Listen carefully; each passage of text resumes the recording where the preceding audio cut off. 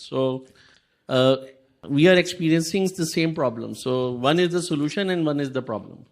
So in Pakistan, there are 54 banks. So I'll give you one of the biggest examples. Fifth largest country in the world, having a population of 250 million people. And the bankable people there are 150 million. So 54 banks, one of the largest banks in Southeast Asia, and then a fintech leveraging AI credit scoring models. So 54 banks, when we talk about credit scoring, so they are totally on ground zero. They don't have any structured data. They don't have any type of technology from which they can process their financial transaction and credit scoring. So they are all human based, all practical human based. And then there is a fintech which came into existence last 10, 15 years back, is Jazz Cash. So they have almost 60 million customers now. And they are adopting telco-based AI scoring engine model. So they have a structured data and they are processing 160,000 loans a day.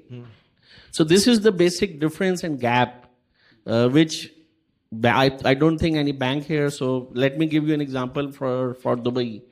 So there are 2 million laborers, Pakistanis, who are working here and none of them has a bank account. So they are all excluded and nobody is building any structured data on them. Structured data, yeah. So there is no structured data, there is nothing on them, there is no data on them. So that is where basic concepts, basic AI structured practical experience should adopt. Here in Dubai also and around the world. Be it India. India is, very advanced, but Bangladesh, Egypt. So there are 4 communities here. Egypt is one of the largest communities here also. Africans are here. Egyptians are here. Then Bangladeshis are here. So 4 biggest communities, millions of people, there is no structured data.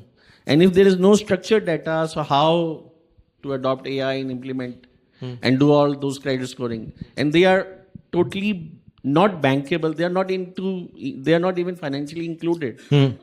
So how to work around them? So that's the biggest question.